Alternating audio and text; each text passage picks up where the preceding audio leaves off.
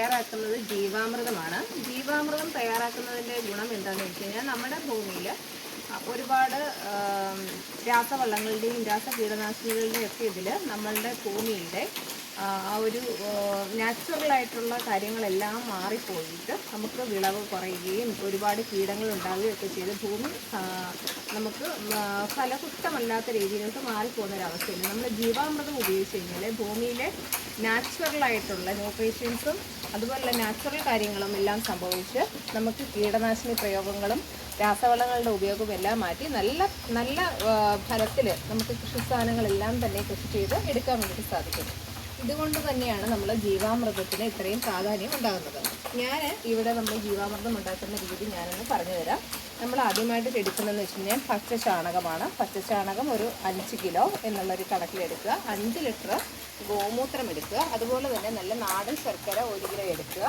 പിന്നെ പയർവർഗ്ഗങ്ങൾ എന്ന് പറയുമ്പോഴത്തേക്ക് നമ്മൾ ഒന്നായിട്ടിരിക്കുന്ന പയർവർഗ്ഗങ്ങൾ, അത് മുതിരയാവാം, ചെറുപയറാവാം, വൻപയറാവാം, കടലയാവാം, ഏതാണെങ്കിലും കുഴപ്പമില്ല. അത് നന്നായിട്ട് പൊടിച്ചെടുക്കുക. ചിലവരത് അരച്ചുമെടുക്കാറുണ്ട്, കുതിർത്ത് ഒരു ദിവസം വെച്ചിട്ട് അരച്ചുമെടുക്കാറുണ്ട്. ഞാനിവിടെ പൊടിച്ചാണ് എടുക്കുന്നത്. പിന്നെ മേൽമണ്ണ്, പിന്നെ നമുക്കൊരു വലിയ പാത്രം വേണം. അതുപോലെ തന്നെ ധാരാളം വെള്ളവും വേണം.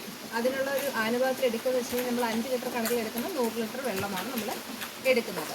ഇനി ഇതെങ്ങനെയാണ് പ്രിപ്പയർ ചെയ്യുന്നതെന്ന് കാണിച്ചു തരാം. ഇതിപ്പം നമ്മൾ ഒരു 5 ലിറ്റർ 5 കിലോ ചാണകം നമ്മൾ ഓൾറെഡി ഇപ്പോൾ ഇതിനകത്ത് ഇട്ട് കഴിഞ്ഞ് നമ്മളിപ്പോൾ ഇതിനകത്തോട്ട് കുറച്ച് വെള്ളം ഒഴിക്കുകയാണ്. അടുത്തത് നമ്മൾ ഒരു 5 ലിറ്റർ ഗോമൂത്രം അത് ഇതിനകത്തോട്ട് ഒഴിക്കുകയാണ്. ഇത് നമ്മുടെ പയർ പൊടിച്ചതാണ്. അത് നമ്മൾ 1 കിലോ പയർ പൊടിച്ചത്.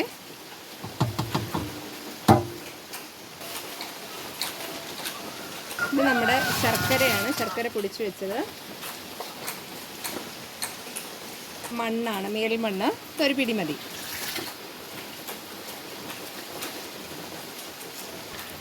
ഇതിപ്പോൾ നമ്മൾ ആ മിക്സ് നമ്മൾ ആദ്യം ഒന്ന് നന്നായിട്ടൊന്ന് ക്ലോക്ക് വൈസിൽ തന്നെ നമ്മളൊന്ന് ഈ ചാണകം എല്ലാം നന്നായിട്ടൊന്ന് മിക്സ് ആവാൻ വേണ്ടിയിട്ട്, നമ്മൾ ഒരുപാട് വെള്ളം ഒഴിച്ചാൽ നമുക്ക് ആദ്യം ഒന്ന് ഇളക്കിയെടുക്കാനുള്ളൊരു ബുദ്ധിമുട്ട് മാറിക്കിട്ടും. ഇങ്ങനെ തന്നെ നമ്മൾ മൊത്തം അതൊരു അലിഞ്ഞ് അതിനകത്ത് ഒരേപോലെ തന്നെ ആവും. അതുകൊണ്ടാണ് അങ്ങനെ ചെയ്യുന്നത്. ഇനി നമ്മൾ ഈ ഒരു വീപ്പ നിറച്ച് നമ്മൾ വെള്ളം ഒഴിക്കുകയാണ്. അപ്പം ഒഴിക്കുമ്പോൾ ശ്രദ്ധിക്കേണ്ടതെന്ന് വെച്ച് കഴിഞ്ഞാൽ നമ്മൾ കിണറിലെ വെള്ളം തന്നെ എടുക്കാനായിട്ട് വളരെയധികം ശ്രദ്ധിക്കണം. കാരണം എന്താ വെച്ചാൽ ക്ലോറിനില്ലാത്ത വെള്ളം, പൈപ്പ് വെള്ളം ഉപയോഗിക്കരുത്. കിണറിലെ വെള്ളമോ കുളത്തിലെ വെള്ളമോ അങ്ങനെയുള്ളത് നമ്മൾ എടുക്കാവുള്ളൂ. ക്ലോറിനില്ലാത്ത വെള്ളം തന്നെ എടുക്കണം. ഇതിനകത്ത് ഇപ്പോൾ ഈ വീപ്പയിൽ ഒരു 3/4 ഭാഗമേ നമ്മളിതിപ്പോൾ നിറയത്തുള്ളൂ 100 ലിറ്റർ ആകുമ്പോഴത്തേക്ക്. ബാക്കിയുള്ളതെന്ന് വെച്ചാൽ നമ്മൾ ഇത് പുളിച്ചു വരുമല്ലോ, അപ്പോൾ അതുകൊണ്ട് അങ്ങനെ വരുന്നത് കൊണ്ട് നമ്മൾ കുറച്ച് ഭാഗമൊന്ന് ഒഴിച്ചിടേണ്ടത് വളരെ അത്യാവശ്യമാണ്.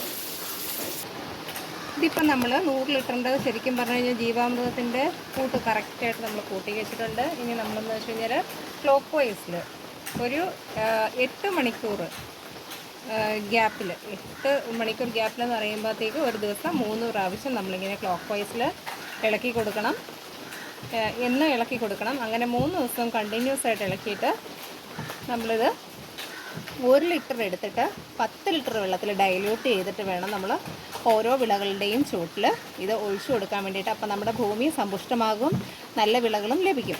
പിന്നെ നമ്മളൊരു കാര്യം ചെയ്യേണ്ടതെന്ന് വെച്ച് കഴിഞ്ഞാൽ നമ്മൾ ചണച്ചാക്ക് കൊണ്ടോ അതല്ലെങ്കിൽ കോട്ടൺ തുണി കൊണ്ടോ വേണം നമ്മളിത് മൂടാൻ വേണ്ടിയിട്ട്.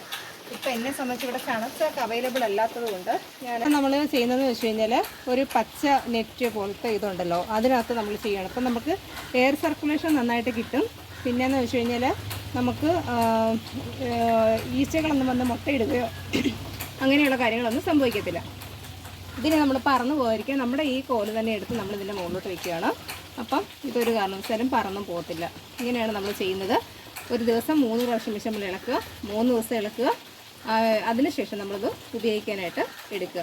ഓക്കെ, എല്ലാവരും ഒന്ന് ട്രൈ ചെയ്ത് നോക്കണം. എല്ലാവരും ഓർഗാനിക് ഫാമിലോട്ട് വരണം, നമ്മുടെ ഭൂമിയെ സംരക്ഷിക്കണം. ഓക്കെ.